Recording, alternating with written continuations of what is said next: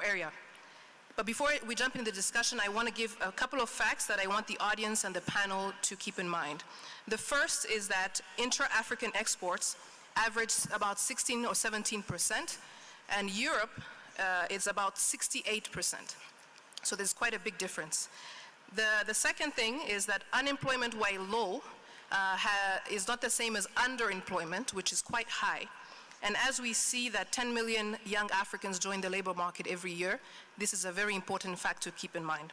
And the last is that in terms of mobility, it is much harder to travel in Africa as an African than it is to travel as a foreigner. So, keeping this in mind, the AFCFTA hopes to change this and was created to respond to some of these challenges. Starting by visa-free travel between members and eventually an Africa-wide customs union. So I want to start by asking the question to His Excellency Moussa Faki. L'agenda 2063 de l'Union africaine est très ambitieux. Je sais que ce matin, vous avez eu une réunion sur les réformes nécessaires pour que la Commission et l'Union africaine soient plus compétitives, plus agiles. Est-ce que vous pouvez nous parler de là où on se trouve aujourd'hui et particulièrement sur comment autofinancer nos gros projets et de passer des annonces à l'action? Merci. Je voudrais d'abord remercier les organisateurs du Koussi Festival de nous associer à cette conversation. Je suis d'autant plus heureux que je suis dans un panel avec des personnalités que je connais personnellement et qui sont engagées, chacun à son niveau, au renouveau du continent africain. Madame, j'ai 60 ans, moi, personnellement. On nous demande de réfléchir sur les 60 prochaines années. J'aurais eu 120 ans, peut-être que je ne serai pas là. Si je me réfère à mon propre parcours, je dirais que, comme tout jeune Africain, moi je suis né 50 jours avant l'indépendance de mon pays, le Tchad. Et quand on va à l'histoire du Tchad, on va certainement à l'histoire de ses habitants. Guerre civile, sécheresse, occupation étrangère, mais également, depuis quelques années, un renouveau.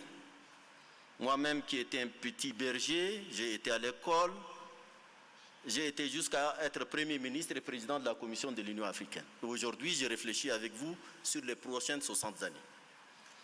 Si je schématise, c'est peut-être ce chemin qui est celui de notre continent. Beaucoup de difficultés, beaucoup de challenges, mais un avenir qui se dessine. Je l'ai dit d'autant plus que je suis à Kigali, je suis au Rwanda. Et je crois que l'histoire de ce pays est en soi-même une grande leçon pour l'Afrique et pour les Africains. Quand en 25 ans, un pays qui était plus qu'un État néant s'est construit en 25 années et aujourd'hui cette salle, qui est la propriété d'un parti politique, nous démontre qu'avec de la volonté, avec une vision, avec une conviction et de l'action, on peut beaucoup changer. Nous sommes à Kigali et c'est à Kigali que l'Union africaine a décidé de se réformer. Et les chefs d'État et de gouvernement ont confié cette tâche au président Paul Kagame. J'ai pris mes fonctions moi-même en janvier 2017, donc bientôt 3 ans. Et nous avons commencé avec des équipes fort engagées. Et permettez-moi de les citer, ils sont dans la salle. Je leur demande s'il vous plaît, l'équipe qui travaille avec le président Kagame et nous pour la réforme de l'Union africaine, de se lever s'il vous plaît, il faut les acclamer.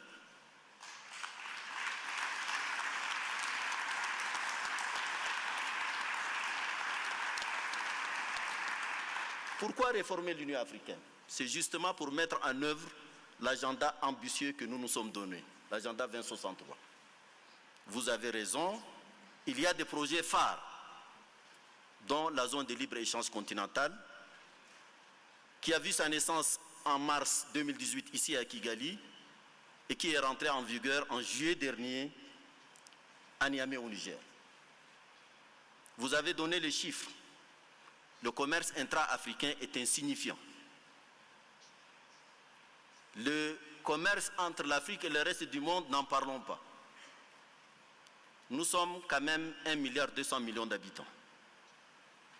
30 millions de kilomètres carrés. Je ne parle pas des ressources naturelles qui sont incommensurables. Il était temps et grand temps de se mettre ensemble et de travailler pour réaliser l'Afrique que nous voulons et que nous avons dessinée dans l'agenda 2063. Une Afrique intégrée, une Afrique prospère et une Afrique en paix. Donc ce projet qui est l'un des projets emblématiques est en train de se construire. Et il doit être en principe dans les 6 prochains mois, au mois de juin 2020, il doit entrer en application. C'est une œuvre de construction importante. Et nous avons tenu une réunion ce midi, juste avant de venir ici, vous l'avez dit, autour du président Kagame, pour faire l'évaluation de la réforme que nous avons engagée dans notre continent. Réforme financière, réforme institutionnelle. Il faut se donner les moyens pour pouvoir réussir ces challenges.